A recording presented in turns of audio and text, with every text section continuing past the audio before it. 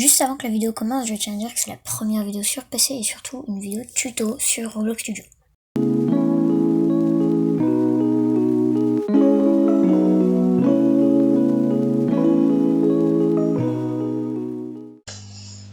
Et bien bonjour à tous, c'est Bigcraft et aujourd'hui je vais vous apprendre à faire un menu sur Roblox Studio. Donc pour faire un menu c'est très simple, vous allez aller dans Starter GUI, juste là.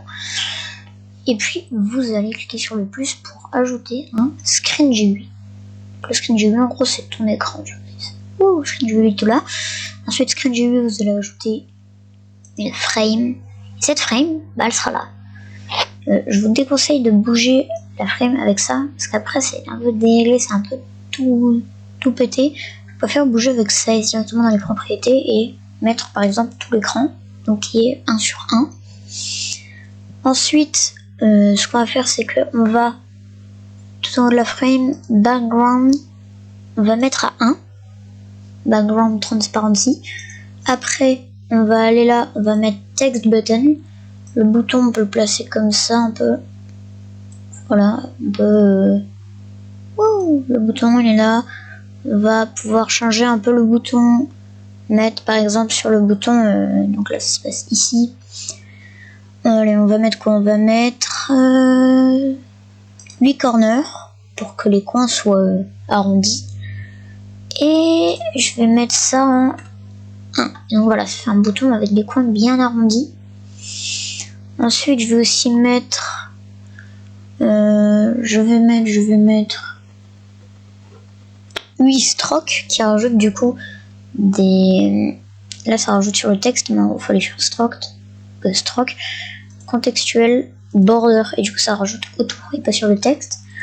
On peut agrandir la taille, je vais mettre ça comme ça.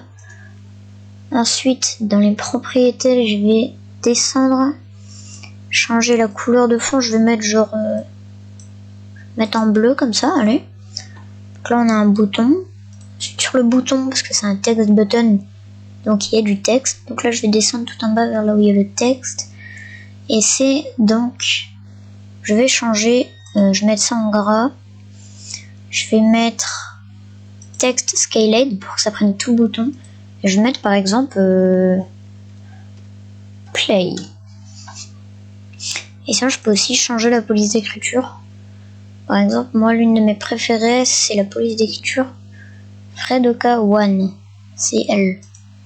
J'aime bien cette police d'écriture. Donc voilà, on a notre bouton. Après, ce qu'on va pouvoir faire, on va pouvoir aller là et ajouter, par exemple, text label. Pour mettre, par exemple, le nom de notre jeu. Bon là, le nom ne veut pas être fou. Donc, hop, je mets ça là. Je vais changer ça pour mettre le nom. Je vais mettre tutoriel, voilà. Hop, je vais mettre en texte scaled et je vais aller tout en haut pour changer ça. Et je vais mettre genre changer le background transparency comme ça. Donc voilà. Là on a un beau truc et si vous voulez l'enlever de vos écrans, vous allez sur Screen GUI et puis vous pouvez faire Enable.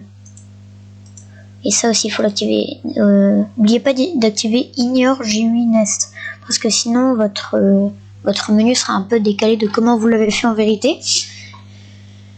Donc Enable pour l'enlever. Ça c'est pour voir si on se reset, est-ce que ça resignalise le menu ou pas. Et donc là on va passer au code et donc je vais aller sur text button, local script. Et donc local script, je vais faire des variables. Donc les variables, ce sera par exemple local button égale script.parent. Donc là en gros, si on clique sur le bouton, on voit que, si on reste sur le bouton, on voit que button, c'est un text button. Donc en gros, c'est ça là. Donc button, c'est ça.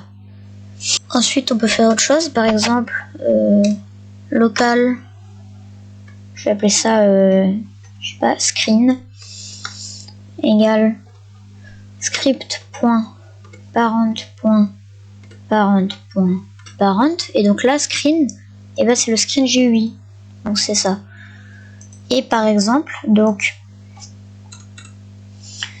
là en gros je vais faire donc ma variable button, donc voilà, qui est là du coup, point mouse button click, en gros c'est un Roblox signal, script signal, ça fait en sorte que ça active quand le joueur fait quelque chose. Ça fait que le script s'active quand le joueur fait quelque chose. Donc là le script s'active quand on clique sur le bouton. Hein. Ensuite on fait connect function, on enlève cette parenthèse, on met d'autres parenthèses, on fait ça, et là il y a end qui apparaît, donc voilà. Ensuite on peut faire par exemple screen destroy.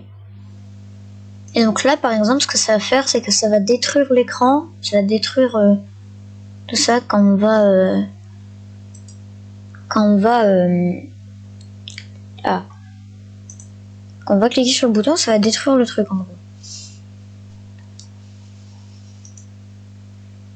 Et du coup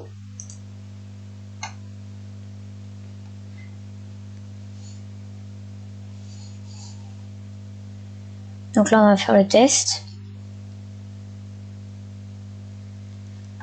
Voilà, donc là si j'appuie sur le bouton, ça détruit mon menu et donc il disparaît.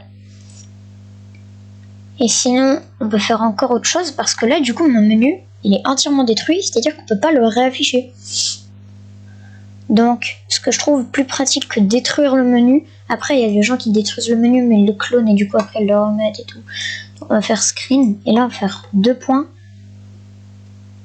non pas 2 points, donc screen, et on enlève le 2 points destroy et on met enabled, et donc on met égal false, parce qu'en gros ce que ça va faire, c'est que dans les propriétés ça va désactiver enabled, et enabled ça l'enlève quoi. Et du coup normalement, si je me suis pas trompé, ça marche. Donc voilà, là j'ai mon menu, et donc pouf, ça l'enlève, mais ça le détruit pas, genre mon menu est toujours là, il est toujours présent, il est juste disparu le menu. Et du coup, pour vous montrer un exemple du fait que ça le détruit pas, on peut faire un truc. Par exemple, je peux mettre wait 5 secondes, et après je peux reprendre ça comme ça, sauf que là je vais mettre, au lieu de false, je vais mettre true. Donc c'est parti. Donc là voilà, il est là, et par exemple je peux cliquer et faire 1, 2, 3, 4, 5. Et donc là normalement ça va apparaître. Voilà. Donc en gros il réapparaît 5 secondes plus tard, c'est juste que j'ai pas très bien coté les secondes.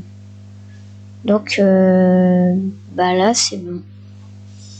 Donc voilà, là on a un menu de base où on a le titre de notre jeu et le bouton play. Et donc ça ressemble à ça. On peut aussi changer le nom de notre local script. Par exemple, moi très souvent les scripts qui se passent quand on appuie sur le bouton, je les appelle action, parce que ça fait une action. Du coup voilà, le tuto est terminé. N'hésitez pas à vous abonner, liker. Donc n'hésitez pas à me dire en commentaire si